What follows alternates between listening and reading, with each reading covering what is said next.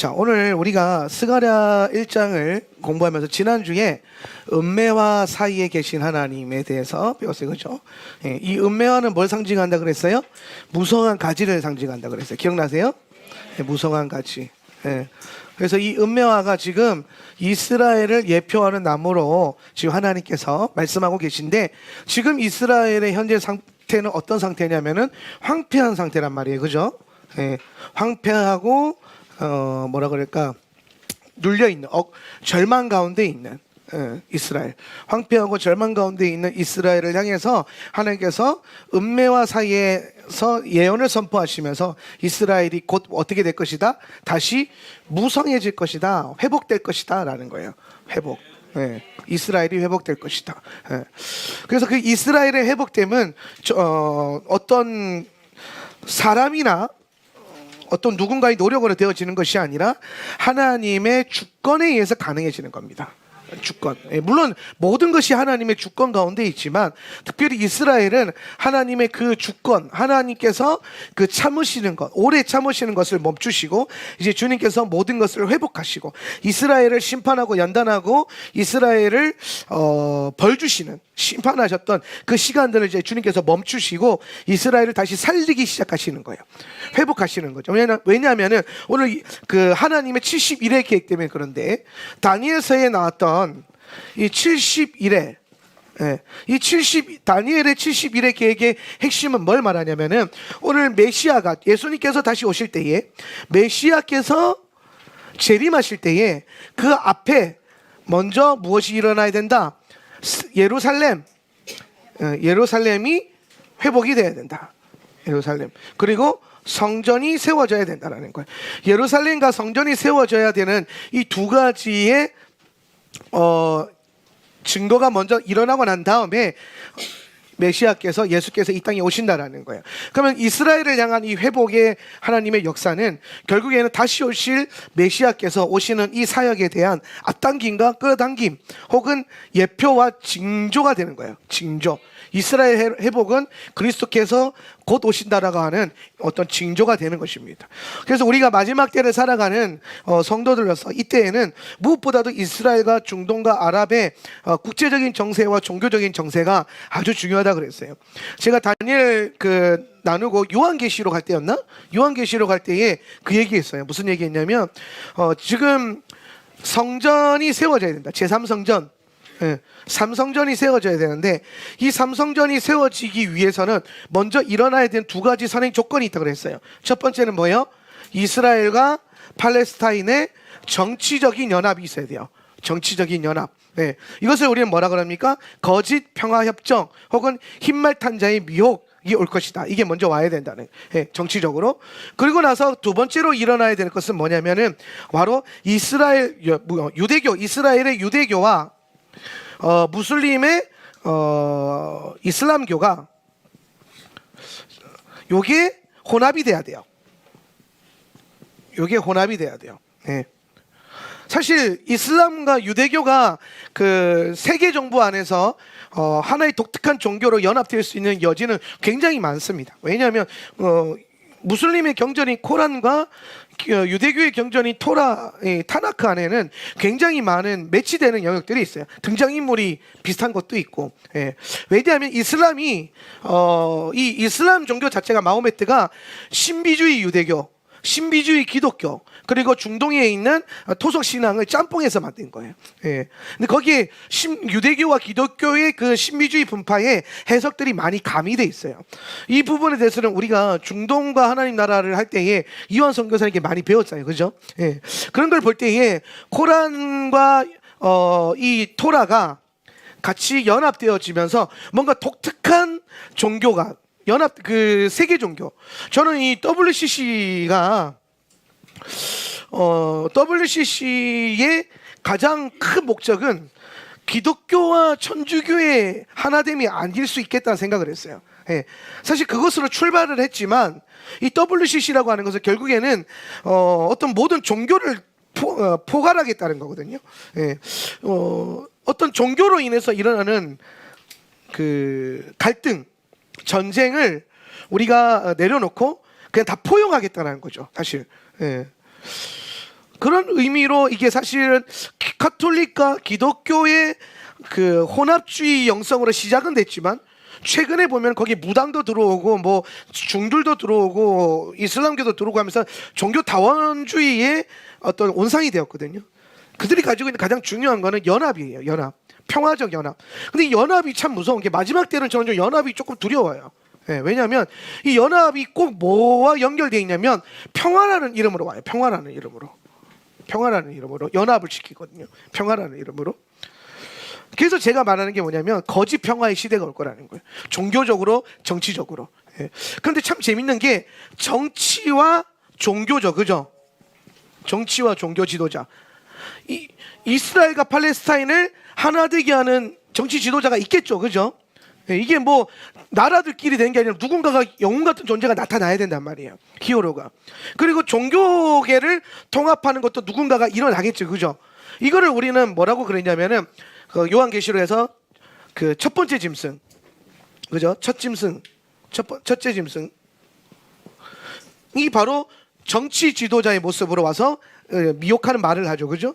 그 다음에 바다에서 두 번째 짐승이 올라와서 땅에서 두 번째 짐승이 올라와서 종교 지도자 역할을 하면서 기적을 일으키고 우상을 만들어서 이 첫 번째 짐승의 말을 하면서 절하게 만들어요. 예.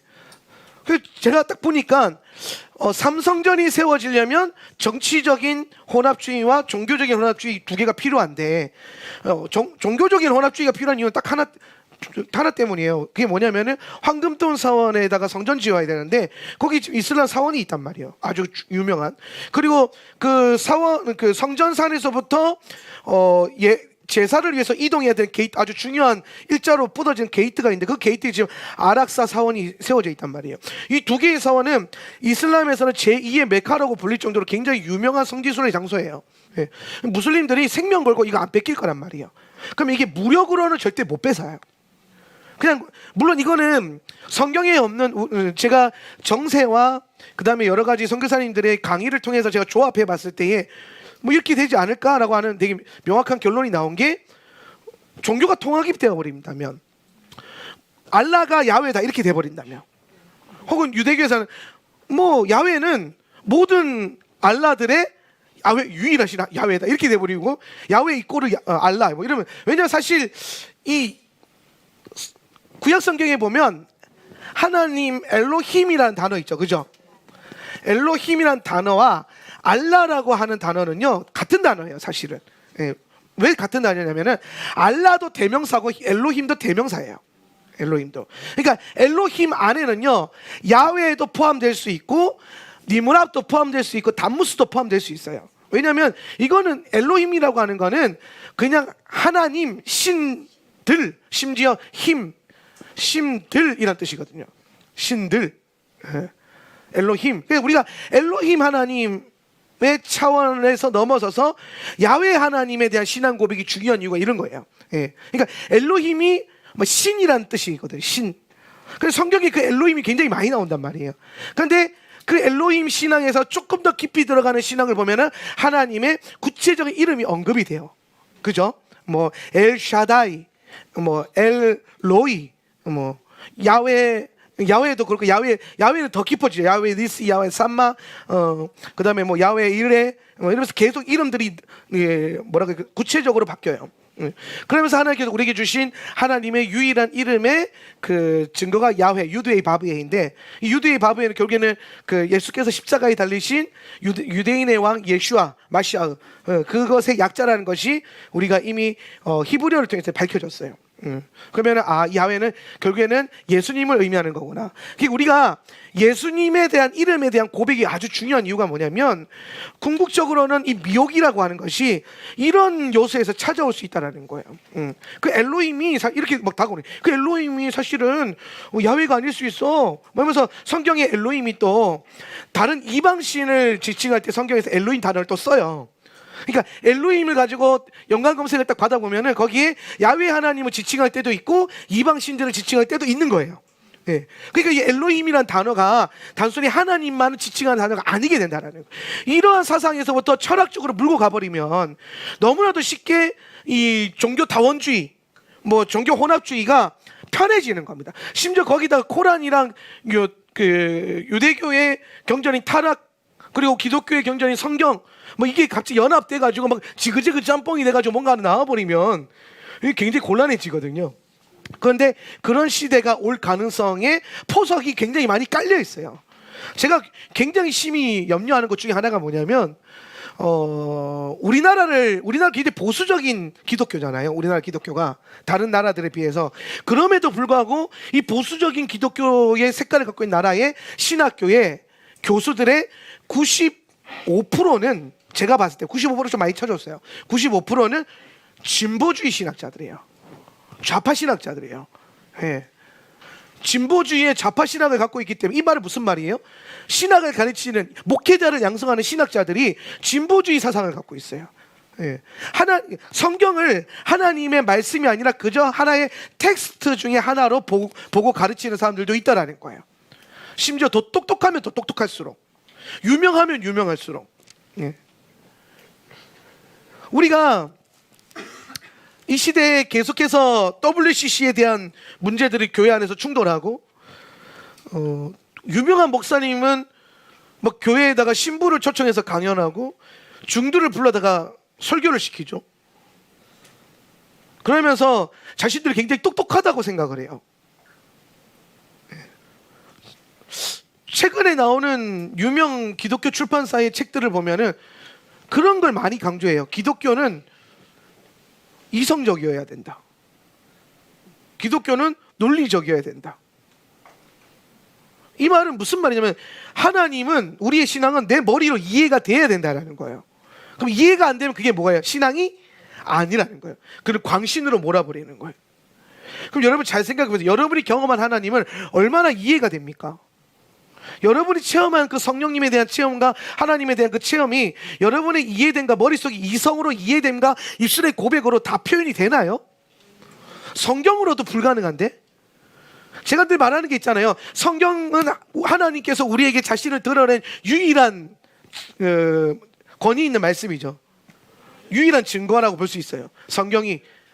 그럼에도 불구하고 저는 하나님의 발톱의 한 끗만큼 나타낸 게 66권이라고 생각을 해요. 네.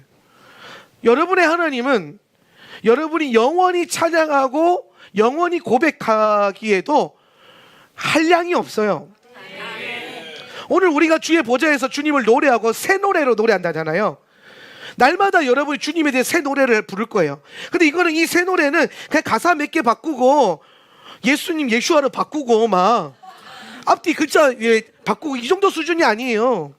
여러분이 부르게 될 그 새 노래는 여러분이 경험하게 될 하나님. 네. 그러니까 하나님이 당신의 얼굴을 우리 가운데 딱 나타내시는데, 이 나타냈을 때 그게 너무 은혜롭고 감격스러워서 저절로 찬양이 나오는 거란 말이에요. 그런데 이분이 계속해서 당신을 드러내셔. 새로운 모습으로 이렇게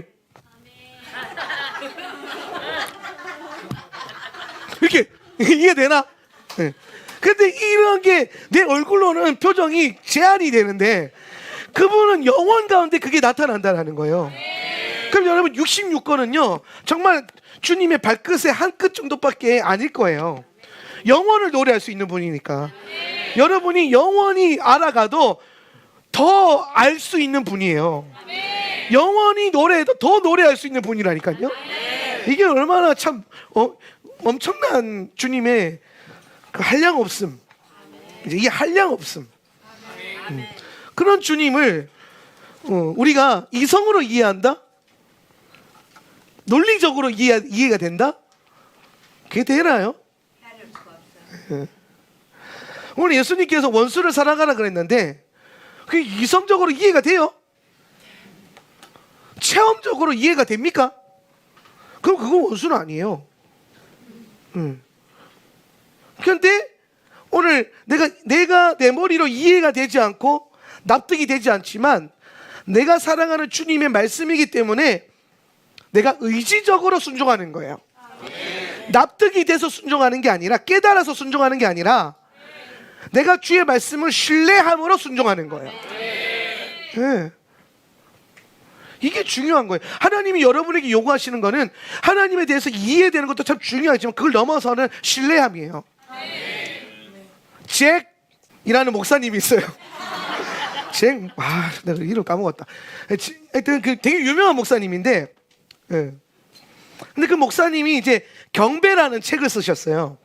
경배라는 책을 쓰셨는데 그 책에 보면 그런 말씀이 있어요. 본인이 하나님 말씀을 이제 하나님 음성 듣는 게 깨달아져서 굉장히 하나님과의 친밀한 가운데 살아갈 때에 어느 날 이제 차에서 내려서 집 안에 들어가려고 하는데 현관 문 앞에서 주님이 그러셨대요. 아들아, 오른쪽으로 3번, 왼쪽으로 2번 돌아라. 오른쪽으로 3번, 왼쪽으로 2번. 그러는 거예요. 근데 그때 보면은 막 주변에 이웃 사람들이 막 지나다니고 막 저기서 막 목사님 안녕하세요 막 그러고 있단 말이에요. 그런데 갑자기 목사님이 집에 들어가지 얼마나 우스꽝스러워요. 그래서 성령님의 음성을 무시했대요. 무시하고 그냥 들어갔대요. 그때 주님이 그냥 잠잠히 계시더래요. 그리고 2주 후에 이 목사님이 한 4만 명 정도 모이는 큰 교회에 세미나에 VIP석에 초청이 된 거예요. 예, 그래서 그 담임 목사님이 나오셔서 이제 강연을 하는 거예요. 세미나를 하는 거예요. 4만 명 앞에서 세미나를 하는데 그 강사 목사님, 담임 목사님이 4만 명 교회 운영하는 담임 목사님이 올라오시더니 제가 말씀을 나누기 전에 먼저 성령님이 제게 주신 감동이 있어서 거기에 순종을 하고 내가 말씀을 나누겠습니다. 그 양해를 구하더니 갑자기 그 자리 강단에서 4만 명이 보는 앞에서 오른쪽으로 3번, 왼쪽으로 2번 돌더래요. 그리고 그냥 설교를 시작하더래요. 예. 거기 4만 명이 모여있는 그 자리에 아무도 그 목사님이 왜 그렇게 했는지 아는 이유를 아는 사람은 없겠죠. 근데 단 한 사람은 알아요. 그 말씀에 순종하지 못했던, 신뢰하지 못했던. 그런데 그 목사님 너무 이게 충격을 받은 거예요. 자기는 고작 몇 명 지나가는 동네 사람이 부끄러워가지고 그 눈이 부끄러워서 순종 못했는데 이 목사님은 4만 명의 성도들 앞에서 성령님이 말씀하셨기 때문에 신뢰함을 갖고 뭐 대단한 일이 일어난 것도 아니고 그렇다고 뭐 4만 막 3번 돌고 2번 돌자마자 갑자기 막 하늘이 열리고 막 성령이 떨어져가지고 막 다 쓰러지고 이런 일이 있었던 게 아니에요. 그냥 그러고 설교를 시작하신 거예요. 거기에서 이분이 엄청 회개 기도하고 하나님을 신뢰한다는 거, 납득이 아니라 이해됨이 아니라. 이번 주 미시파팀 주간에 토라 포션에 보면 그런 말씀이 있어요. 우리가 행하겠습니다. 그리고 듣겠습니다. 무슨 말입니까? 내가 하나님의 말씀을 듣겠습니다. 이해하겠습니다거든요. 오늘 이해된 것과 상관없이 내가 먼저 뭐 하겠다? 순종하겠다라는 거예요. 이게 토라의 근본적인 가치예요. 하나님의 말씀, 여러분이 하나님을 신뢰함으로 걸어가야 되는 아주 중요한 가치가 여기 있는 거예요. 신뢰함이죠. 이해됨이 아니에요. 여러분은 하나님에 대해서 모른다고 하지만 모르는 것보다 더 중요한 거는 주님을 신뢰하는 거예요. 아는 것보다 더 중요한 거는 주님을 신뢰하는 거예요. 네. 책을 몇천 권을 읽어서 뭐 성경과 계시와 지혜에 대해서 엄청난 비밀을 깨닫는다 할지라도 여러분이 하나님을 신뢰하는 마음이 없다면, 그 신뢰하는 믿음이 없다면 어떻게 되겠습니까? 오늘 우리에게 필요한 것은 우리의 머리로 이해되는 것을 넘어서서 하나님의 말씀을 그냥 있는 그대로 신뢰해 보는 거예요. 오늘 여러분에게 주신 하나님의 음성을 신뢰해 보는 거예요. 내 생각에는 이 길로 가야 되는데 성령님이 이 길로 가라 그러면 가보는 겁니다. 제가 늘 뭐 가끔 말했지만 여러분의 머리는 5%에서 10% 쓰다 죽는데요. 우리가 평균적으로 한 10% 쓰면 아인슈타인을 하던데, 내가 잘 모르겠지만 아무튼 그러니까 우리가 원래 하나님 주신 것 이게 뭐냐 10%도 못 쓰고 죽는다는 거예요. 그 10%도 안 되는 능력 의지하지 말라는 거지. 그 너머에 그걸 창조하신 하나님을 신뢰하는 믿음. 마지막 때가 되면 그러한 신뢰가 아주 중요한 거예요. 저는 이런 마지막 때 많은 스토리들을 생각하면서 많은 분들이 그래요. 뭐 이성적으로 이렇게 말이 되냐 이해되냐? 아니요. 그냥 말씀을 우리가 따라서 살아가다 보면 뭔가 하나님이 이루시는 것들이 보이기 시작할 거예요. 그리고 깨달아서 순종되는 게 아니라 여러분 반드시 아셔야 됩니다. 신뢰함으로 순종이 되는 거예요. 예. 그래서 어설프게 배우고 어설프게 아는 사람이 제일 무서워요. 어설프게 순종을 안 해요. 뭘 모르면요, 아이고 내가 뭘 모르니까 어떻게든 아멘 순종만 하겠습니다, 이 자세가 있는데, 좀 알면요 평가를 해요. 앉아서 판단하고, 내가 좀 어디서 배웠는데, 내가 좀 어디서 훈련 좀 받았는데, 내가 뭐 유명한 뭐 세미나 출신인데 이렇게 하면서 말을 안 들어요. 뭐가 없어요? 신뢰가 없는 거예요. 신뢰가. 네. 그래서 그런, 여러분, 우리가 사실은 여러분이 이해되는 걸 넘어서는 신뢰를 할 수 있는 그 훈련들이 이 교회에서는 많이 주어져요. 사실은 많이 한번 순종해 보세요. 어떻게 하는 역사하실지 한번 우리 기대해 봅시다. 네. 그래서 이제 이러한 일들이 일어나면서 결국에는 예루살렘과 제3성전을 주님께서 회복시킬 것이고, 이 회복에 대한 비전이 스가랴서에서 나온다는 거예요. 그래서 스가랴는 결국에는 하나님께서 이스라엘을 향한 어떤 마음을 가지고 계신가를 보여주는 게 스가랴서라고 저는 생각을 해요. 그래서 스가랴를 통해서 우리가 알 수 있는 건 마지막 때에 하나님이 이스라엘을 어떻게 회복시키는가. 그럼 우리가 이 성경을 공부해서 하나님이 행하시는 것들이 어떻게 얼만큼 이루어지고 있고 얼마나 이루어졌는지를 보고 우리의 라이프 스타일을 또 준비할 수 있겠죠. 예. 기도의 집은 참, 제가 이번에 기도의 집 가서 강의하고 왔는데 제가 그 2세션 강의하고 왔어요. 한 세션에 2시간 반. 예. 근데 원래 보통 다른 강사들이 그 2시간 반을 다 안 하고 중간에 쉬는 시간 갖고 이렇게 하거든요. 그래서 저는 쉬는 시간인 걸 원래 주지를 않아요. 예. 2시간 반 그냥 내리달리거든요. 예. 그래도 뭐 30분처럼 느껴지는 기적과 같은 일이 일어나니까. 예. 이번에는 좀 더 해가지고 그 시간 오버해서 3시간을 달렸어요. 이틀 동안. 3시간 동안. 근데 총 6시간을 제가 강의를 했잖아요. 근데 강의 안에 한 문장밖에 못했어요. 한 문장. 예. 요거 가르치느라고 6시간 썼어요. 6시간. 예. 근데 그 핵심이 뭐였냐면, 우리가 왜 기도의 집에 훈련을 하는가? 왜 우리가 기도의 집에서 이제 훈련 받는가? 그랬을 때 이 기도의 집을 지탱하는, 이 집에는 기둥이 있잖아요. 기둥. 이 집에, 기도의 집이라고 하는 집에 가장 중요한 2개의 기둥이 있어요. 이 기둥. 그게 뭐냐면, 하나는 종말론이고요. 엔타임. 종말론이고, 하나는 친밀함이에요. 친밀함. 종말론은 기도의 집 안에서 성도들이 삶을 살아가고 사역해야 되는 방향을 설정하는 거라면, 친밀하면 그 길을 걸어가는 데 있어서 우리가 이길 수 있는 힘과 능력을 거기서 주시는 거예요. 네. 그래서 사실 우리 교회는 종말론에는 굉장히 좀 강해요. 제가 종말론을 몇 년 동안 계속 많이 가르쳤는데, 최근에 제가 이번에 갔다 오면서 제가 제 입으로 이걸 강의하면서, 근데 우리 교회 친밀함이 조금 강의가 안 되는 것 같아. 아가서 한번 하고 그다음부터 친밀한 강의는 안 했잖아요. 그죠? 사실 친밀한 하나만 가지고도 몇십 시간을 강의할 수 있어요. 첫 계명 하나만 하더라도 몇십 시간 강의하고. 예. 그래서 앞으로 이번 올해에는 이 친밀함에 대한 강의도 좀 늘려야겠다. 왜냐하면 엔타임은 이해되고, 그래 살아야지, 내가 이 길로 걸어야지, 내가 예수님 오실 거 준비해야지. 근데 그 준비하면서 우리가 힘들잖아요. 안 힘들어요? 교회 다니는 거? 마냥 좋을 수도 있죠. 근데 힘들 때가 오잖아요. 그리고 내려놓고 싶을 때가 가끔 오잖아요. 포기하고 싶을 때도 오고. 그랬을 때 우리가 그 포기하지 않고 끝까지 달려갈 수 있는 힘의 근원이 어디에 있었냐면, 지금 내 옆에 계신 하나님 예수 그리스도, 그분과 내가 누리고 있는 친밀한 삶, 친밀한 그 원띵, 예. 거기서 사실 우리가 이 에너지와 힘을 받는 거거든요. 예.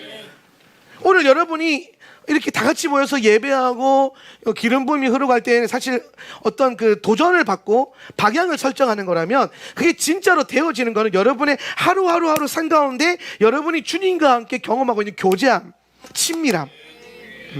기도를 사역으로 넘어서 누림으로도 바꿔봐야 돼요. 제가 그동안에는 기도를 이 기복주의 꺾느라고, 기도는 사역이다, 이 얘기를 되게 많이 했잖아요. 기도는 하나님과 동역하는 거고 사역하는 거고, 기도는 내가 원하는 걸 구하는 도깨비 방망이가 아니다. 여기까지 근데 다 이해가 되셨죠? 그죠? 근데 그 다음이 뭐냐면, 그 다음에 기도의 새로운 어떤 영역은 뭐냐면, 기도는 사역을 넘어서 예수 그리스도를 누리는 것이다. 오늘 우리는 기도를 통해서 주님의 임재를 끌어당길 수 있고 그 임재 안에서 우리는 주님을 실제로 누리는 거예요. 실제로 우리는 예수님을 경험할 수 있어요.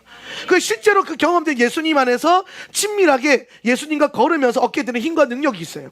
그러면서 우리는 뭐가 생기냐면 주님을 향한 신뢰가 더 생기는 거죠. 믿음이 더 커져가는 거예요. 사역을 통해서 배울 수 있는 것도 있지만 교제를 통해서 배울 수 있는 것들도 있거든요. 그래서 교회가 사역도 하지만 셀 안에서 교제도 하는 거예요. 친밀함. 성도들이 서로 이렇게 막 으쌰으쌰 해주는 것도 있지만은 때로는 들어주고 기도해주고 안아주고 함께 손 붙잡고 기도하며 울면서 걸어가는 그런 게 필요하거든요. 오늘 여러분이 그것에 대한 균형이 있었으면 좋겠습니다. 자, 기도의 집. 그래서 우리가 마지막 때에 이 기도의 집을 할 때 정말 중요한 두 가지의 기둥이 종말론과 친밀합니다. 이 두 가지의 기둥이 여러분 안에 좀 세워져 있었으면 좋겠어요. 그 중에서 우리는 매주 금요일은 이 종말론이라고 하는 큰 기둥을 배우고 있는 거예요. 그래서 이 기둥을 견고하게 더 세우십시오. 그래서 돌아와가지고 본문으로 들어가면 은혜와 가운데 계신 주님은 이스라엘 회복에 대한 주님의 계시적인 사인이다 그랬어요. 그 다음 말씀에 보면은 B파트 6페이지 B파트에 보면은 온 세상이 잠잠한 시대, 이게 스가랴 1장 11절 말씀, 11절 말씀인데 거기에 보면 한번 읽어볼까요? 그들이 그 은혜와들 사이에, 시작. 그들이 그 은혜와들 사이에 서 있는 여호와의 천사에게 대답하여 말하였다. 우리가 그 땅에 다녀보니 보십시오, 온 땅이 잠잠히 살고 있었습니다. 그러니까 이들은 누구냐면은 하나님의 명령을 받아서 온 세상을 다니라고 보내준 주님의 천사들이에요. 근데 가서 이 천사들이 쭉 보고 왔는데 온 세상이 뭐예요? 잠잠히 살고 있었다는 거예요. 잠잠하게. 여기서 말하는 잠잠함은 뭘 말하냐면은 평안함이에요. 평안함. 편안하게. 근데 여러분 되게 비교적으로 봐야 되는 게 뭐냐면 온 세상은 편안해요. 온 세상은. 그런데 이스라엘만 황폐해져 있어요. 황폐해져 있어요. 그래서 그 다음 절에 보면 천사가 열이 받아가지고 하나님께 탄원을 해요. 뭐라고 합니까? 만군의 야훼시여 야훼 째바옷, 언제까지 당신께서 예루살렘과 예후다 성들에게 차비를 베푸지 않겠습니까? 그러니까 지금 다녀보니까 온 세상이 다 평안하고 좋다 평안하다 하는데 이스라엘만 황폐해져 있고 이스라엘만 절망 가운데 있는 거예요. 그게 하나님의 백성들만, 하나님의 나라만. 그러니까 천사들 입장에서 속이 타는 거예요. 아니 내 백성, 주님의 백성, 주님의 나라, 당신의 그 보좌가 임할 그 도시는 황폐해져 있는데 왜 주님이 다른 나라는 저게 태평성대가 이루도록 가만히 놔두시고 이렇게 계속 벌을 주고 계시느냐. 그래서 천사들이 탄원하는 거예요. 주님이 이제 경로를 거두시고 이스라엘 향해서 자비를 베푸십시오. 이스라엘에게 은혜를 베푸십시오. 오늘 이 그림이요, 여러분 잘 보여줘야 돼요. 이 그림은 마지막 때에 환난을 통과하는 여러분의 모습이에요. 오늘 환난의 때가 되면, 오늘 우리가 환난 가운데 미혹에 넘어가는 성도가 생기는 이유는 요 문제 때문이에요. 세상에 들어가면, 미츠라임에 들어가면 편안해져요. 좀 더 리얼하게 말하면 짐승의 표를 받으면 편안해져요. 문제가 안 생겨요. 생명의 위협도 오히려 더 복지 혜택과 수많은 혜택으로 더 좋아져요. 더 자유로워지고. 그런데 오늘 예수를 믿는 그 신앙 때문에 그 표를 거절하고 어린 양의 피와 예수의 증거와 계명을 지키며 사는 우리는 황폐한 절망과 같은 상황에 놓일 수 있다는 거예요. 상황. 이거 보여지는 상황. 여러분의 마음이 그렇다는 건 아니에요. 사실 우리의 심령은 다른 사람이 보기에 절망스럽고 황폐해 보이겠지만 오늘 우리가 믿음으로 선택한 그 자리에서 여러분 얼마나 우리는 담대하고 우리 나름대로의 샬롬이 있고 우리 안에 기쁨이 있지 않겠습니까? 그렇잖아요. 물론 어려운 일을 당할 때 괴롭긴 하겠지만, 힘들긴 하겠지만, 그래도 우리가 그런 거 있잖아요. 내가 예수님 때문에 억울함에도 처해보고, 내가 예수님 때문에 뺨을 맞아보기도 하고, 내가 복음을 전하는 일 때문에 욕을 먹어보기도 하고. 근데 여러분, 내가 복음 전하다가 오늘 내가 예를 들어서 길바닥에 나가지고 복음 전하는데 어떤 사람이 막 전도지 막 찍고 얼굴에 탁 던졌어. 내 평생에 이 아름다운 얼굴에 뭐 하나 닿은 적이 없는데 내가 예수를 증거하는 그 일 때문에 전도지를 얼굴에 맞아? 이것이 이렇지 않잖아요. 아니면은 맞고 와가지고 막 앉아가지고 억울하다 그러지 않잖아요 사실은. 예. 그럼 그 순간 부끄러울 수 있고 그 순간 뭐 자존감이 스크래치가 갈 수도 있겠죠. 그런데 다시 구부러진 그 전도지를 필 때 거기에 새겨져 있는 예수 그리스도 이름을 볼 때에 여러분 안에 뭔가 좀 뿌듯함과 기쁨과 담대함이 있죠. 내가 세상에 예수 때문에 종이를 얼굴에 맞아보네. 내가 예수님 때문에 소금을 맞아보네. 이런 거는 성경에 있는 사도들이나 그렇게 당하는 줄 알았는데 내가 지금 그 삶을 살고 있네. 뭔가 기쁨이 있지 않을까요? 뭔가 묘한 만족감.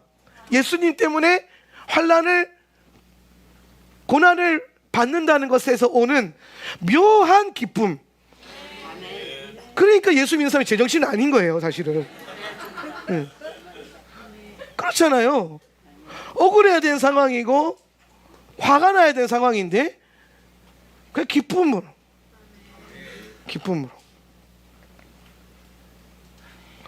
환난과 핍박 중에도 성도는 신앙 지켰네.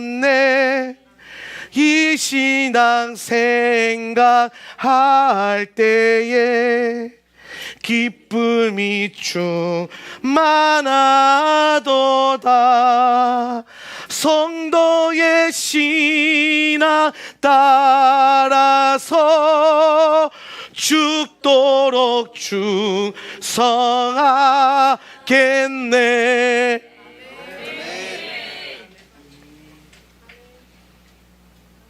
여러분이 환난과 고난 가운데 있을 때에 예수 믿는 것 때문에 괴롭고 예수 믿는 것 때문에 환난을 받아야 된다면, 예수 믿는 것 때문에 억울한 상황이 생길 수 있다면 그거는 참 놀라운 하늘에 대한 소망을 여러분에게 줄 겁니다.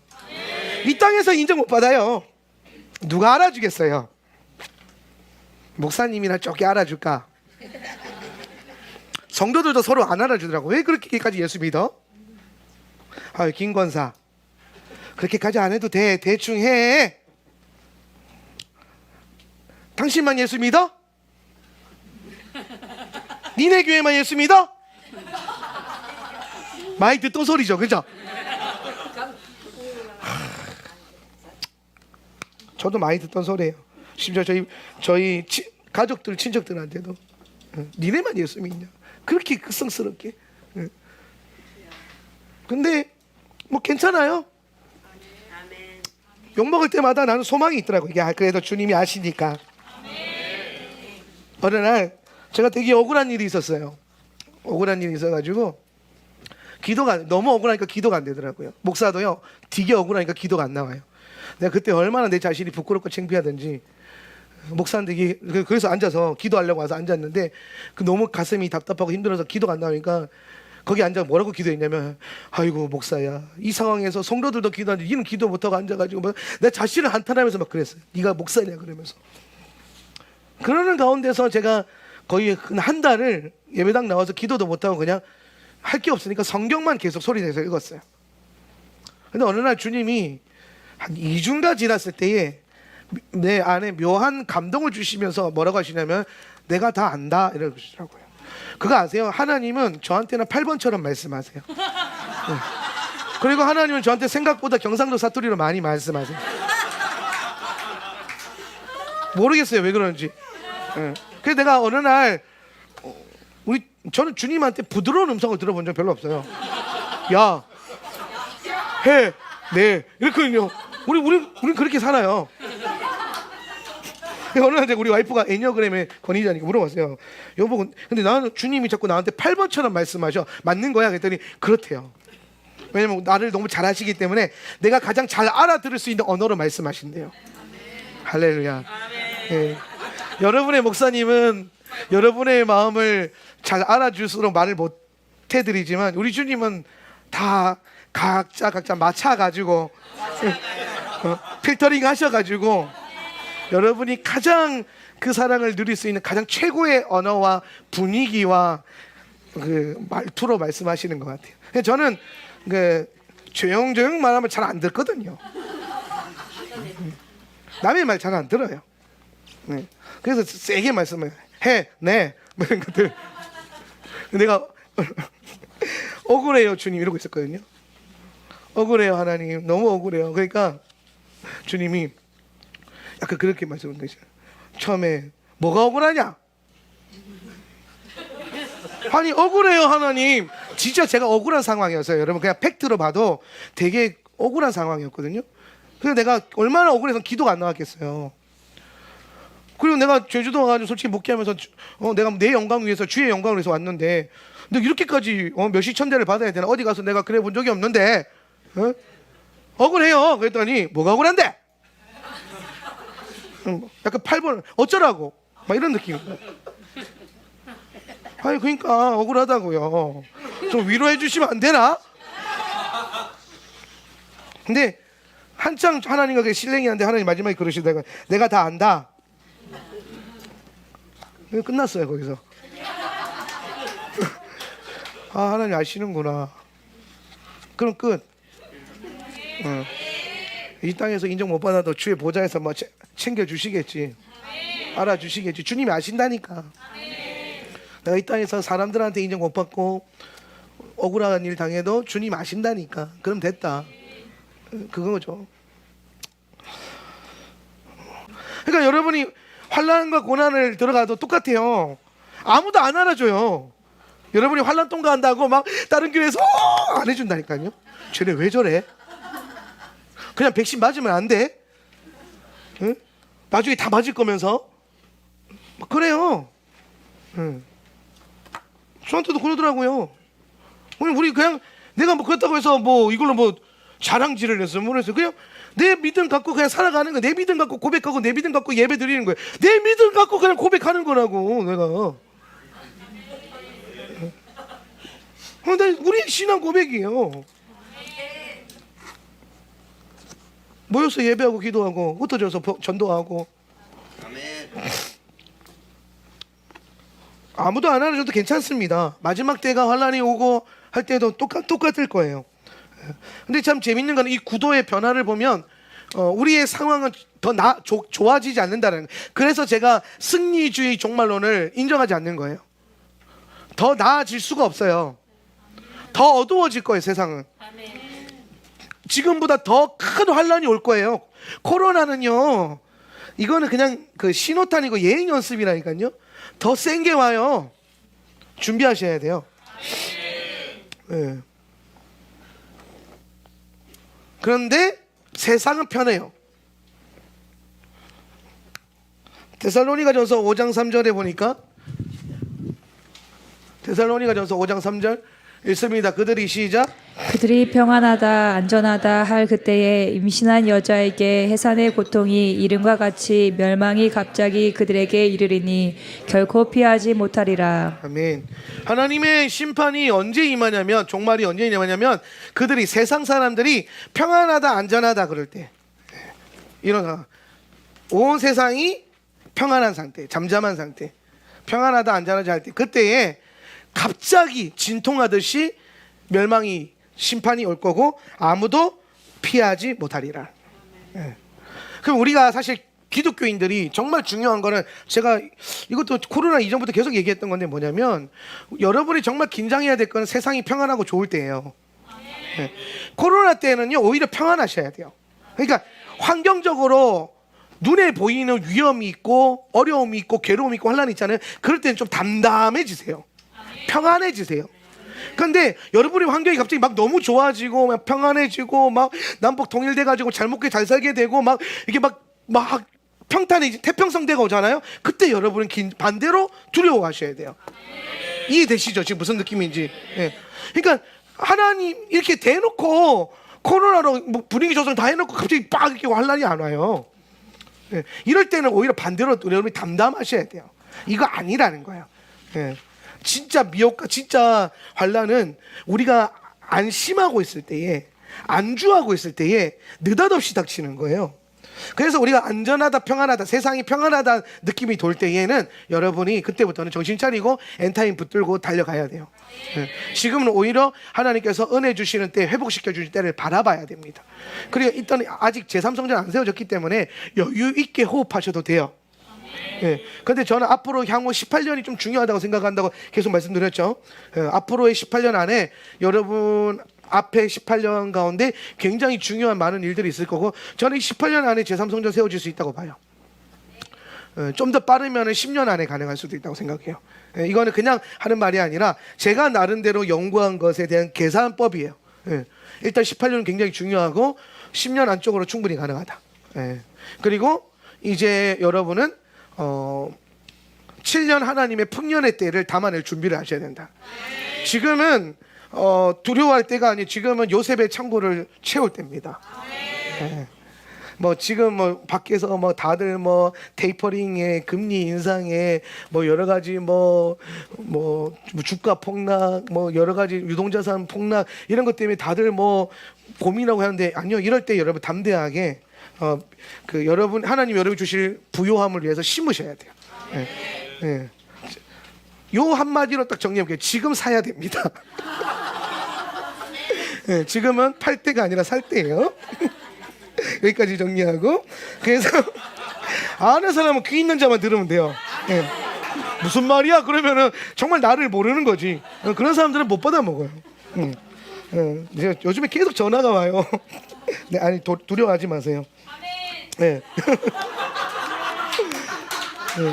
세상이 편안하고 안전하다고 느껴지고, 심지어 어떤 상태까지 오냐면 예수님 없이도 교회가 잘 돌아가는 때, 교회가, 저는 이때가 좀 되면 교회가 메타버스로 다 들어갈 거라고 생각을 해요.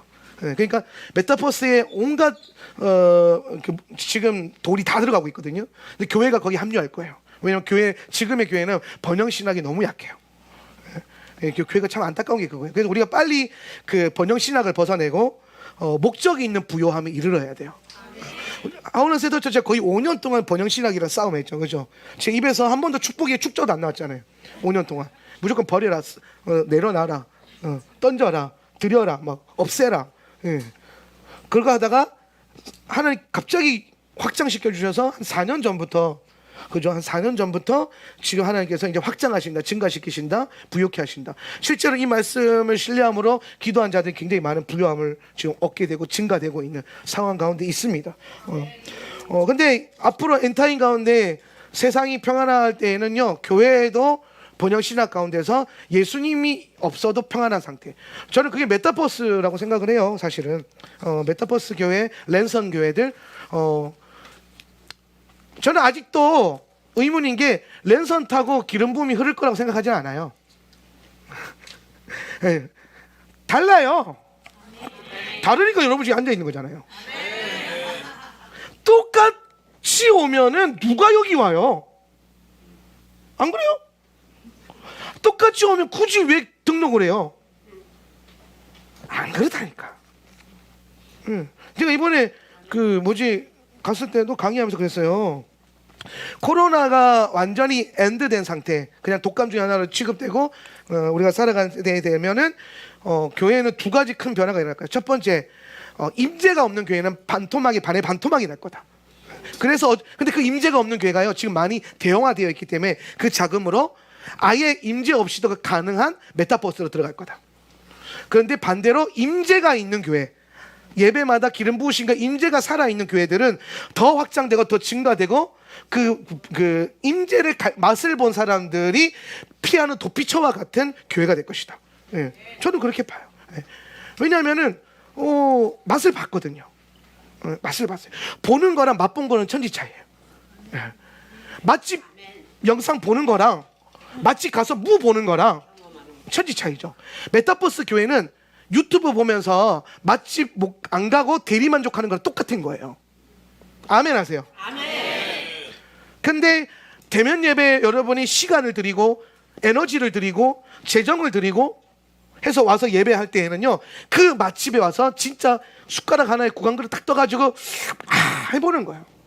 그러면 생생정보대 생생생 와가지고 맛이 어때요? 그러겠지.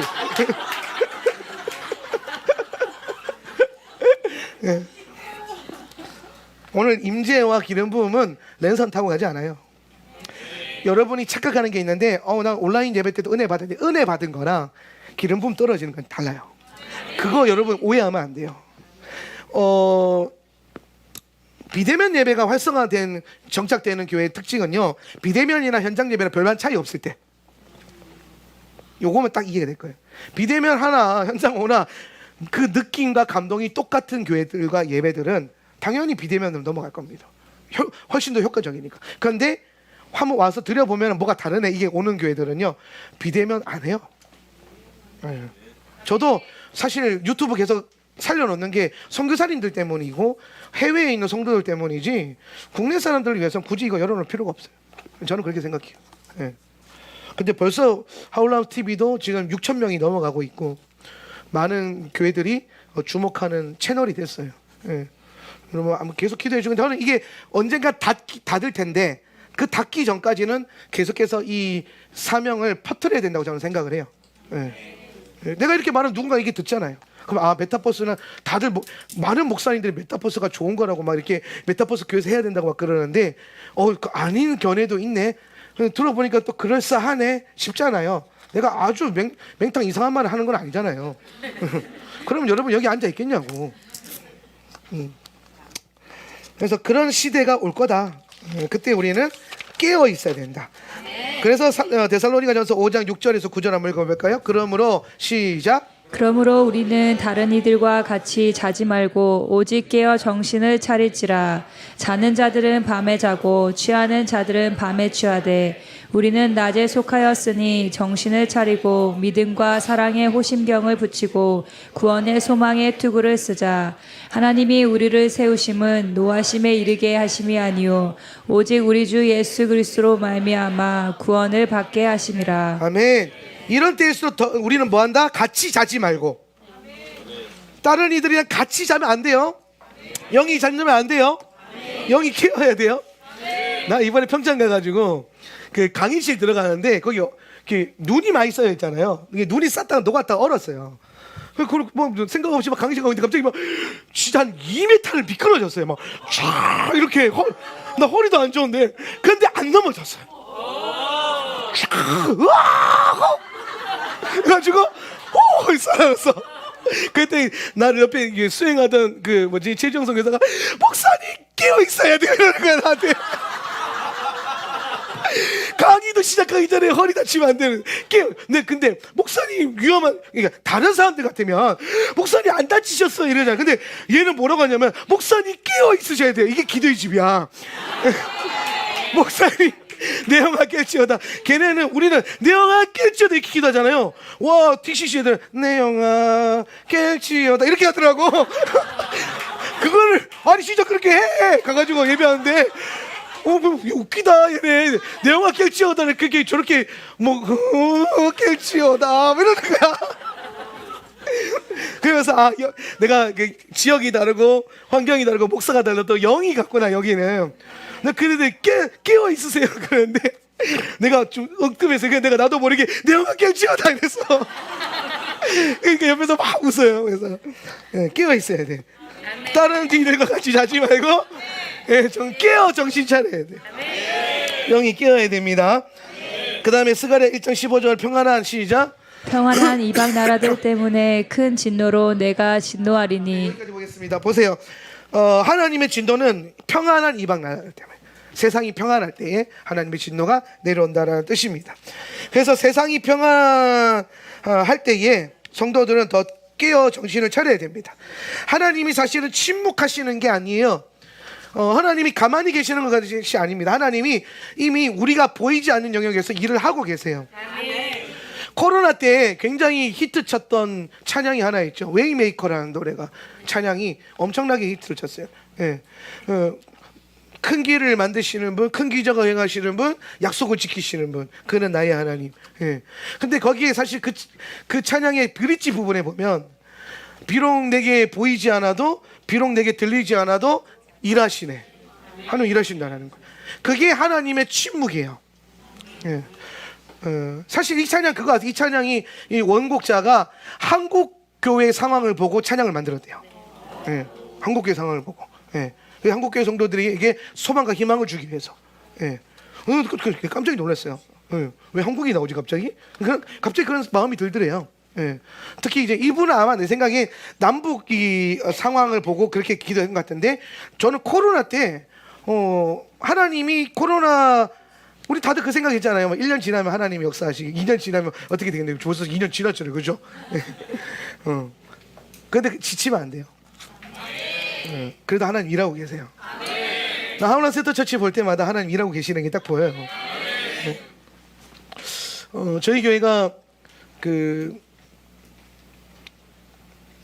코로나 전에, 바로 직전에 등록 교인 수가 출석 예배에서 한 60명 정도 했고, 등록 교인 수가 45명, 50명 정도 됐었어요. 예. 근데 지금은 출석이 100명에 등록이 몇 명이라고 그랬지? 88. 예. 거기에 이제 예비 후보자들 빼고 현재 등록된 사람들. 예. 그리고 예배 단위로 오시는 분들 정확하게 계수해서 보면 100명 넘어요. 성장한 거죠. 하나님 일하고 계시는 거예요.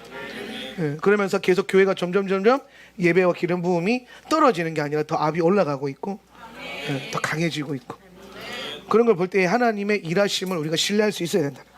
예. 그 다음에 저는 이 스가랴서를 공부할 때요, 이런 그 하나님이 마지막 때를 향해 보여주는 이 환경을 넘어서 그 다음 12절에 천사가 하나님께 탄원을 하잖아요. 예, 언제까지 잠잠하실 겁니까? 하나님 자비를 베풀어 주십시오. 근데 사실 여러분, 이거 원래 천사가 아니라 누가 해야 되는 거예요? 스가랴나 이스라엘 백성들이 해야 되는 기도잖아요. 근데 지금 이 기도를 스가랴와 이스라엘이 하지 않고 천사가 한다는 거는 뭘 말하냐면은 이런 면도 있어요. 이스라엘이 지금 거의 포기하고 있는 상태예요. 하나님이 일하실 것에 대한 그 절망 가운데 그 절망만 느끼고 있는 거예요. 그러니까 누가 그때 나서냐면은 주의 천사가 우리를 위해서 대신 뭐예요? 기도함으로, 탄원함으로 중보해 주는 거예요. 네. 그게 지금 이 장면이거든요. 저는 이걸 보면서 우리가 이 마지막 때가 될수록 교회는 이 천사를 저는 기도의 영이라 그래요. 기도의 영. 이 기도의 영과 연합할 수 있어야 된다. 기도의 영. 네. 우리나라가 참 안타까운 게 이 천사론이 많이 약해요. 천사론을 제대로 가르치는 목사님들이 잘 없어요. 그런데 여러분이 알아야 될 중요한 게 뭐냐면, 이 천사들은 정말 그 여러분 주변에 많은 사역들을 행하고 있어요. 천사들이. 예. 여러분이 하나님이 행하셨어요라는 건 사실 하나님이 천사들에게 시켜서 행하신 것들이 많아요. 기름 부음이, 여러분 성령의 기름 부음이 흐르잖아요. 성령님이 운행하십니다 그러잖아요. 근데 사실 성령님이 허락하셔가지고 천사들이 그 기름을 운반하는 경우가 되게 많아요. 예. 그래서 우리가 천사들은 뭐 하는 존재냐면은, 천사들은 오늘 믿는 자들을 섬기라고 하나님이 보내신 영들이에요. 예. 히브리서 말씀 보면 히브리서 1장 14절, 모든 천사들은 시작. 모든 천사들은 섬기는 영으로서 구원받을 상속자들을 위하여 섬기라고 보내심이 아니냐. 모든 천사는 뭐라는 거예요? 섬기는 영이라는 거예요. 영. 그래서 제가 여러분에게 무슨 영을 받으세요, 무슨 영이 임할 것입니다 그럴 때 그 영은요, 두 가지를 의미해요. 첫 번째는 기름 부음, 영적인 기름 부음. 기름 부음도 영이라고 하는 단어의 형태로 흘러요. 예. 예를 들어서 뭐 우리가 다윗의 영 그러면은, 다윗의 영을 받으십시오 그럴 때 다윗이 오는 건 아니잖아요. 갑자기 다윗이 막 와가지고 막 내가 저절로 막 바지가 흘러내릴 정도로 춤춰지고 그게 아니거든요. 다윗에게 주셨던 능력, 하나님의 기름 부음, 그걸 우리는 다윗의 영이라고 쉽게 설명을 하는 거예요. 그래서 기름 부음의 일종으로 볼 수 있는 거고, 두 번째로 우리가 흔히 기도의 영, 말씀의 영, 예배의 영은요, 천사들을 의미하는 거예요. 이거는 뭐냐면 하나님의 사역과 명령과 연결되어 있는 영들은 우리가 영들에 여기서 천사들을 말하는 거예요. 천사들. 그래서 여러분 기도의 영을 받으십시오 그러면은 오늘 기도하는 천사가 여러분 가운데 사역을 돕는 거예요. 예. 물론 여기에 또 기도의 기름 부음도 허락될 수 있지만 말씀의 영을 받으세요 할 때는 그 말씀의 영을 받게 되면은 말씀을 깨닫게 하는 천사가 와서 여러분에게 가르쳐 주는 거예요. 예. 이해가 되세요? 말씀을 깨달을 수 있는 그 기름을 부어주는. 그래서 이 영이라고 할 때는 저는 천사, 섬기는 영들, 천사에 대한 개념들을 많이 끌고 오는데 여러분이 기도하실 때 여러분이 기도할 때에 반드시 여러분의 기도를 돕는 천사가 필요해요. 돕는 천사. 기도를 한다면은 기도는 단계적으로 본다면 이렇게 볼 수 있어요. 첫 번째는 의지적인 기도. 의지적인 기도. 기도하기 싫은데 내 의지를 사용해서 하는 거예요. 난 기도할 거야 해서 기도를 억지로 하는 거지. 예. 그러다 보면 이 의지적인 기도가 무엇으로 바뀌냐면은 자원하는 기도로 바뀌어요. 예.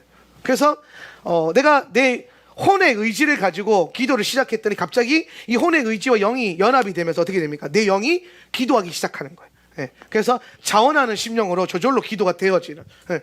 요 상태가 가면은 여러분이 뭘 말하냐면 흔히 말하는 기도줄 잡혔다. 이런 얘기하는 거예요. 기도줄 잡힌 상태. 그래서 기도줄 딱 잡히면 어떻게 됩니까? 기도를 멈추고 싶어도 기도가 안 멈추고 계속 저절로 되잖아요. 그렇죠? 처음에는 기도합시다 하는데 빡센데 오늘 기도하기 힘든데 컨디션이 안 좋은데 오늘 기도 좀 살살 해볼까? 그런데 아니야, 목사님이 의지를 사용하라 그랬어. 기도해야 돼. 그래서 내 영아 깰지어다 주여 주여 주여. 그래서 방언으로 막 하다 보니까 처음엔 이걸 내가 흔들었는데 갑자기 놓고 싶은데 저절로 흔들어지는 거예요. 이렇게 오면서 이렇게 되는 거지. 이렇게 그 다음 이제부터 이거 내가 흔드는 게 아니라 이거 내가 흔드는 게 아니네. 이해됩니까? 예, 그 상태로 넘어가는 게 자원하는 기도예요. 예, 요거는 이제 영적인 기름 부음으로 딱 들어온 거예요. 예. 근데 요렇게 가다가 기도에는요, 반드시 뭐가 한번 찾아오냐면 임계점이 한번 딱 찾아와요. 기도의 임계점. 예.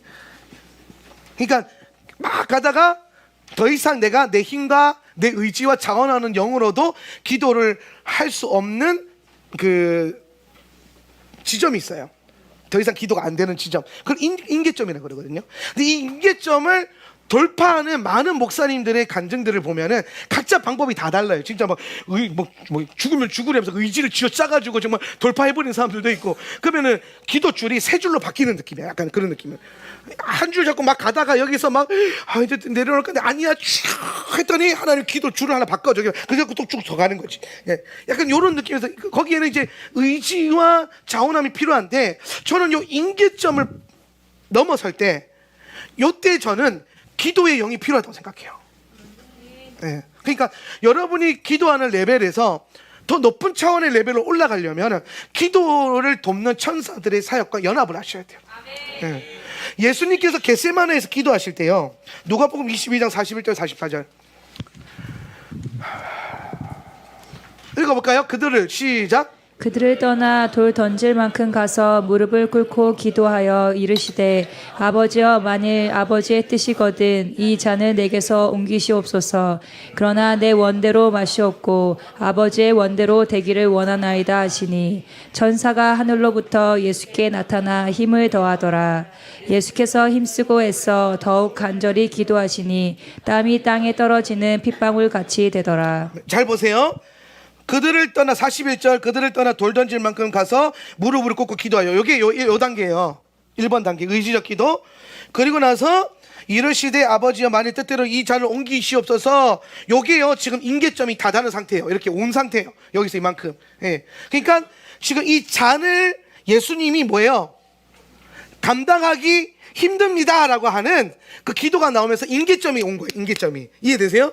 근데 이때 이 임계점을 예수님이 어떻게 돌파하냐면 끝까지 매달려서 돌파하는 게 아니라, 그랬더니 천사가 하늘로부터 예수께 나타나 뭐 하더라? 힘을 더하더라. 힘을 더하더라. 그러니까 예수님의 힘만으로 이거 돌파된 게 아니라 오늘 예수님을 돕는 섬기는 천사들이 내려와서 예수님이 이 임계점을, 이 잔을 받아낼 수 있는 힘과 능력을 더해 주더라는 거예요. 그랬더니 예수님이 어디까지 가십니까? 십자가 지기 이전에 피를 먼저 흘리세요. 예수께서 힘쓰고 더욱 간절히 기도하시니 땀이 땅에 떨어지는 핏방울 되더라. 이게 뭐냐면 예언하는 단계로 간 거예요. 예언하는 단계로. 이게 여러분 십자가에서 흘리신 피가 땅에 떨어진 것을 먼저 이 상황 안에서 돌파가 되는 거예요. 예수님은요 이때 십자가 이미 지신 거예요. 예. 이때 십자가, 그러니까 진짜 십자가에서는 전혀 두려움이 없으신 거예요. 왜? 여기서 이미 다 지셨으니까. 예. 이 완성이라고 하는 이 엄청난 임계점을 돌파해서 가는 이 단계로 갈 때에 여기서 어떻게 밀어줬냐면은 주의 천사가 내려와서 힘을 더하더라는 거예요. 그럼 여러분 보세요. 이 천사가 원래 누구를 섬기는 천사라고요? 히브리서 말씀에 아까 구원받을 뭐예요? 상속자들. 구원받을 상속자들. 누굽니까? 여러분들. 바로 여러분. 내가 구원받을 상속자야. 그러면 오늘 이 땅과 하늘에 있는 수많은 천사들은 여러분과 나를 섬기라고 보내신 거예요. 할렐루야. 네. 그럼 오늘 여러분이 사역하고 기도하고 예배하고 말씀 볼 때에 오늘 내 힘과 능력을 의지한 것을 넘어서서 그 다음 another 레벨로 가려면 뭘 의지해야 된다? 주의 천사의 협력함과 동역함을 같이 풀어내야 된다. 네. 제가 이 비밀을 깨달은 게 사실 한 7, 8년 돼요. 7, 8년. 그래서 제가 7, 8년 전까지는 부흥회를 가면 진짜 생명 걸고 했어요. 막 쥐어짜가지고 뭐 어떻게든 은혜 베풀 그래야 또 불러주니까 어떻게든 막 진짜 진짜 입에서 핀내가 날 정도로 그렇게 했었어요.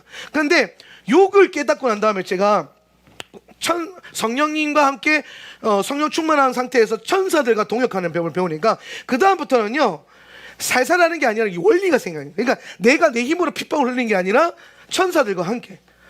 그래서 제가 보통 집회 장소에 처음 가는 집회 장소에 딱 도착하면요 가장 먼저 그 밥 먹으러 가자 그러면 전 식사를 바로 취소를 시켜버려요.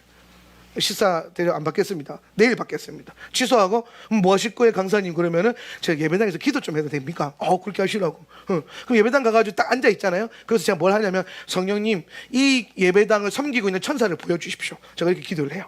그러면은 천사들이 이제 보여. 어떤 교회는 천사들이 막 활발하게 활동하는 교회도 있고 어떤 교회들은 천사가 그냥 가만히 졸고 있다기보다 좀 뭐라 그럴까 괴로워하는 마음으로 이렇게 구부리고 앉아 있는 애들도 있고.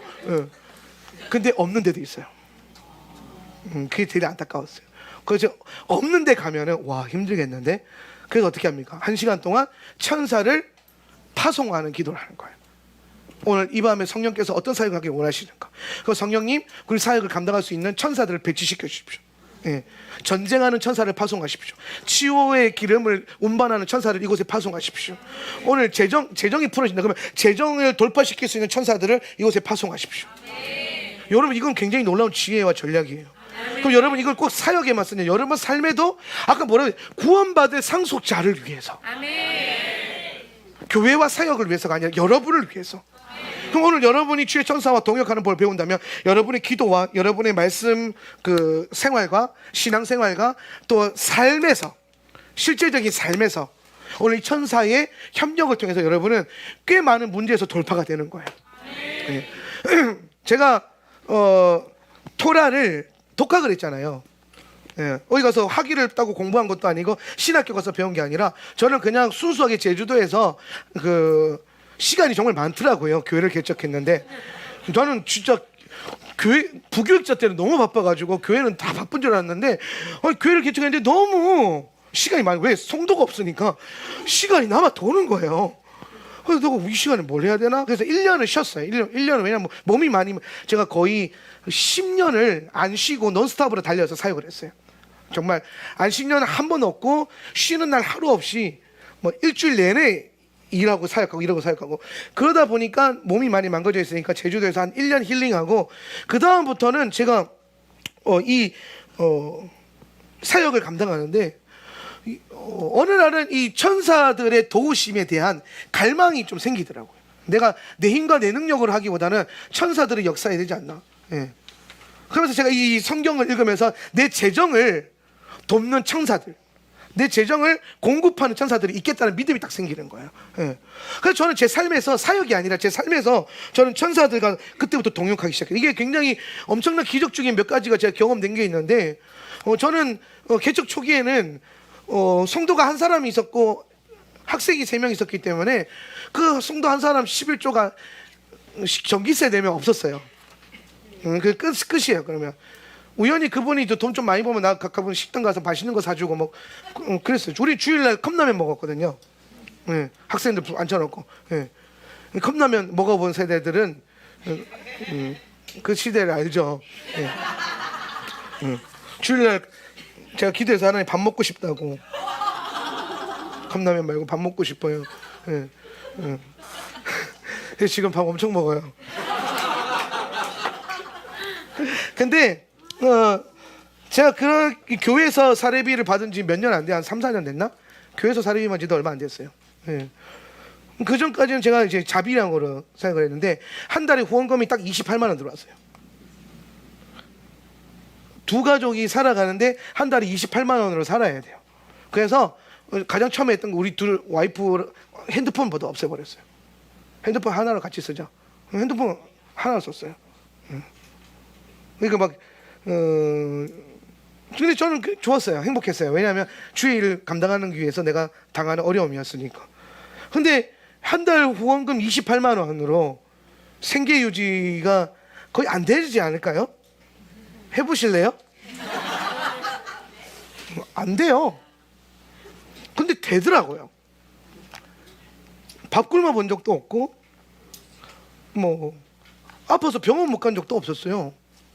저희는 우리 와이프랑 저랑 저희 각자 집에서 그 후원 안 받거든요. 예. 뭐 필요한 거 안 받아요. 왜냐하면 제가 결혼하면서 그랬어요. 결혼했으면 우리가 스스로 자립을 해야 된다. 독립해야 된다. 부모님께 손 벌리지 말자. 그래서 지금까지 한 번도 손 안 벌렸어요. 교회 운영하면서도. 근데 희한한 건 갑자기 이제 막 뭐 내가 필요가 아니라 살다 보면 갑자기 목돈이 급하게 필요할 때가 생기잖아요. 뭐 내 빌라를 하나 사서 들어갔는데 외벽을 갑자기 나 입주하자마자 외벽을 고쳐야 된다고 가구마다 200만 원을 내라는 거예요. 한 달에 68만 원 들어오는데. 그 내가 어떡하지? 그래서 한 달만 유예를 달라 그러고 그 교차로를 펴가지고 일을 하려고 일을 찾았어요.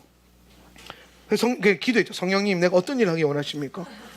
근데 그때 예술학교 자격증도 있고 바리스타 자격증도 있고 하니까 카페 이런 거 할까요? 뭐 어디 가서 아르바이트를 그런 걸 할까요? 뭐 신문이라도 돌릴까요? 성령님 뭐라 할까요? 그래서 3페이지쯤 넘겼을 때 성령님이 뭐라고 하냐면 덮어. 덮었어요. 후에 근데 하나님 근데 한 달 후에 200만 원이 필요해요. 어떻게 하시려고 그래요? 덮어. 네. 8번이라니까요. 우리 하나님은. 그러면서 이제 제가 덮었는데 그러고 나서 이 천사에 관련된 책을 하나 읽게 하셨어요. 그래서 제가 책을 읽을 때도 저는 그냥 안 읽어요. 제 책장에 책이 굉장히 많거든요. 한 8,000권 정도 있는데 그걸 읽을 때 서서 기도해요. 하나님 어떤 책을 읽을까요? 그러니까 읽은 책이 8,000권이 아니라 사놓은 책이 8,000권이에요. 오해하지 마세요. 그래서 8,000권 앞에서 이제 제가 항상 책 고를 때마다 기도해요. 하나님 어떤 책을 읽을까요? 어떤 책을. 그래서 어느 날 이 천사에 관련된 그 에피소드가 있는 책들을 딱 보게 해서 이 책을 읽으라 그러는 거예요. 그 책을 집어서 막 읽었어요. 예. 그런데 그 책에서 이 히브리서 말씀이 딱 나오는 거예요. 구원받은 상속자를 위하여 섬기라고 보내심이 아니냐. 예. 아, 나를 섬기는 천사가 있구나. 나를 섬기는. 저기 원어로 보면요 부리는 영이라 돼 있거든요. 섬기는 영이 아니라 내가 부리는 영이 있구나. 그래서 제가 그랬어요. 갑자기 무슨 용기가 생겼는데 기도했어요. 나를 섬기는 천사들아 가서 내가 200만 원 필요로 하니까 내 통장에 200만 원 갖다 놔 라고 기도했어요. 예. 그런데 그렇게 기도했는데 그러고 나서 얼마 안 있다가 그 한 장로님한테서 연락이 왔어요. 전화 와가지고 그 아는 장로님인데 이분이 돈이 많아요. 근데 저는 내가 12년 목회하면서 진짜 하나님 앞에 내가 자신감 있게 내세운 중 하나가 누구한테서 단 한 번도 손 벌려 본 적이 없어요. 예. 내가 진짜 유명하고 돈 많은 집사님 장로님들 연락처 얼마나 많이 알겠어요. 한 번도 전화해 본 적이 없어요. 근데 그 장로님한테 먼저 전화가 온 거예요. 그래서 목사님 안 힘드세요? 뭐 필요한 거 없으세요? 필요한 거 있긴 있는데 하나님 응답인가? 왜 돈 필요하다고? 그래서 얼마 필요하세요? 그러니까 뭐 교회 연세도 필요하고 뭐도 필요하고. 그랬더니 그분이 그럼 돈을 내일 입금할 테니까 쓰시고 남은 돈 필요하신데 쓰세요 그런 거예요. 그래서 돈을 받았는데 교회 연세하고 외벽 칠할 수 있는 돈까지 딱 되는 거예요. 그래서 그걸로 됐어요. 근데 이게 한 번이면 우연이잖아요. 근데 또 비슷한 일이 있었어요. 이거 큰 금액도 아니고 50만 원이 좀 필요한 일이 생겼어요. 갑자기 내야 돼서. 근데 그 50만 원이 또 없는 거예요. 그래서 내가 또 이번에는 교차로가 아니라 5일장 신문을 펴가지고 교차로는 한번 실패했으니까 5일장 신문을 갖고 가지고 이렇게 보면 주님 무슨 일을 할까요? 무슨 알바를 할까요? 그런데 또 주님이 그래요. 덮어. 덮었어요. 그래서 기도해 하나님. 이거 돈이 필요한데 일을 해야 됩니다. 그때 제가 담임이 아니었고 우리 와이프가 담임이었어요. 그러니까 아니 담임은 사람 목사가 담임이니까 나는 전도사니까 그냥 일해도 됩니다. 이중직 괜찮아요. 근데 주님이 뭐라고 하셨냐면 너 저번에 그거 한번 경험해봤잖아. 그때 어떻게 했니?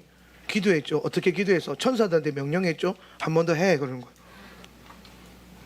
근데 그때 솔직히 두 번째는요 믿음은 좀 없었어요. 두 번이 될까 이런 생각이 있잖아요. 처음은 하나님이 불쌍히 여기셔서 해주겠다 싶었는데 이게 두 번이 된다고? 근데 하라고 하니까 했어요. 예수의 이름으로 내가 주의 천사들 나를 섬기는 천사를 임명하노니 내가 필요한 50만 원을 내 통장에 넣어놔라. 그리고 그냥 덮어버리고 잤어요. 그냥 속 시끄러워가지고 아침에 눈 떴는데 통장 계좌를 딱 열었는데 정말 이름을 밝히지 않은 무명의 입금자에서 50만 원이 딱 입금되어 있는 거야. 금액이 하나도 안 틀리고. 그래서 제가 그 이후로 한 1년을 그렇게 천사들과 동역을 했어요. 필요한 게 있을 때. 그렇다고 해서 돈 필요할 때마다 막 천사들에게 그런 게 아니고 내가 할 수 있는 건 하고 내가 임계점이라고 했잖아요. 임계점. 내가 내 힘과 능력으로 돌파가 되지 않는 영역들. 그냥 돈뿐만 아니라 건강 문제부터 시작해서 사역적인 문제들, 관계적인 문제들까지 이런 임계점이 생길 때마다 이걸 섬길 수 있는 천사들을 성경에서 찾고 그리고 그 천사들에서 선포하고 명령하고 파송하고 그랬더니 하나님의 일들이 막 일어나더라고요. 그래서 그냥 그때부터 그 하나님이 천사들의 사역에 대한 것들을 한국교회 가르쳐서 부흥회 다니면서 천사들의 사역을 막 가르쳤어요. 여러분도 하시라고 천사들과 함께. 그랬더니 정말 많은 분들이 간증이 왔었어요. 크고 많은 간증들이. 근데 여러분 최근에 저는 그러고 이제 말씀 사역으로 넘어오면서 이게 더 천사들의 사역이 더 확대가 되고 이해가 되고 이렇게 섬기는구나. 공동체 여러분 우리 공동체에 섬기는 천사들이 꽤 많아요. 저는 그것에 감사해요 사실은. 여러분들도 그런 천사들에 대한 많은 경험들이 있었으면 좋겠어요. 왜냐하면 여러분도 구원받을 상속자들 있잖아요. 그리고 여러분의 힘과 능력을 안 되는 어떤 그 막힘이 있었을 때에 하나님 앞에 기도할 때 주의 천사들과 함께 동역할 수 있는 이 생각이 열렸으면 좋겠어요. 목사님 그냥 하나님께 기도만 하면 되는 거 아닙니까? 꼭 굳이 천사와 동역을 해야 됩니까? 뭐 그러면 어쩔 수 없고 나는 근데 해보니까 좋더라고요. 내가 해보고 좋아서 알려드리는 거지 뭐 꼭 그렇게 해야 돼 그건 아니에요. 여러분의 믿음대로 하세요. 아멘. 여러분의 믿음 그릇대로 하는 거지 뭐. 좋은 걸 줘도 잘 받아 먹으면 할렐루야인 거고 좋은 걸 줘도 안 먹으면 어쩔 수 없는 거고. 근데 여러분이 제가 그랬잖아요. 아까 신뢰가 필요하다고. 그리고 제가 없는 말, 얼토당토 않는 말 하지 않는다니까요. 성경이 나오잖아요. 심지어 구약도 아니고 신약인데. 신뢰하세요. 저는 정말 많이 경험해서 그래요. 그래서 저는 지금도 부흥회 가면 처음 가는 장소 가면 꼭 천사를 파경해요. 성령님께 물어요. 성령님 오늘 밤에 어떤 일 행하시면 내가 치유를 행하겠다. 그러면 제가 그때부터 계속해서 치유하는 천사들 치유의 기름통 옮겨놓고 기름 부음 뿌려놓고 예수 보혈 운반하는 천사들 보혈 뿌려놓고 막 계속 선포해요. 그러면서 성령님께 그 오늘 고칠 사람들 그 병 질병 명단 다 받아놓고 그러면서 그날 올라가 강의 끝나고 다 선포하고 기적이 일어나고 한 역사 일어나고 하는 거예요. 오늘 우리가 그렇게 성령님과 함께 동역할 수 있어야 됩니다. 이거 사역에 뿐만 아니라 삶에서도 계속 하셔야 돼요. 삶에서도. 그렇게 할 때에 우리가 이 마지막 때를 더 뭐라 그럴까 안전하게 넘어갈 수 있지 않을까. 여러분 요한계시록 읽어보면 요한이 하나님의 말씀이 각 교회들의 사자들에게 편지하노니 그러잖아요, 그렇죠? 근데 그 사자라는 그 헬라어가 앙겔로스거든요. 앙겔로스. 근데 그 앙겔로스가요, 그 개역 개정에서만 사자로 번역이 되어 있어요. 다른 모든 번역본에서 이제 천사라고 돼요. 앙겔로스가. 예. 그러니까 하나님의 말씀이 귀 있는 자는 성령이 교회들에게 하는 음성을 들어라 할 때 그때에 그 음성을 누구에게 주셨냐면 천사들에게 주셨고 그 천사가 그 교회 안에 선포했다는 거예요. 예. 그러니까 여러분 이게 뭐냐, 천사가 설교했다 이 얘기가 아니라 그 말씀의 영을 받은 천사가 그 교회 강단에서 서서 그 강단에 올라오는 설교자들에게 감화 감동의 은혜 역사를 주셔가지고 그 음성이 선포되게 하는 거예요. 그죠? 그러니까 여기 지금 천사의 사역이 저절로 연결이 되어 있는 거는 이해가 되십니까? 그럼 여러분 이게 사역의 뿐만 아니라 여러분 삶 가운데도 이게 저절로 연결이 되어지도록 여러분의 영적인 지각을 넓혀보라는 거예요. 더욱이나 마지막 때가 되면은 이런 사역들이 필요한 거예요. 예. 언젠가는 제가 꼭 기회가 되면 마귀론, 천사론이나 지옥론이나 천국론은 꼭 여러분과 깊게 다루는 시간이 있었으면 좋겠어요. 제가 한 내년 겨울쯤 세미나 잡아가지고 지금 여름까지는 세미나가 꽉 차 있어요. 잡아놨기 때문에 겨울에 제가 한번 천사론, 마귀론, 천국론과 지옥론 한번 좀 구조적으로 성경적으로 이렇게 체계를 잡는 시간을 갖도록 하겠습니다. 아마 그러고 나면 좀 더 이해가 될 거예요. 만약에 여러분이 개인적으로 천사들의 사역과 이런 것들에 대한 지식을 알고 싶으시면은 책을 좀 읽어보세요.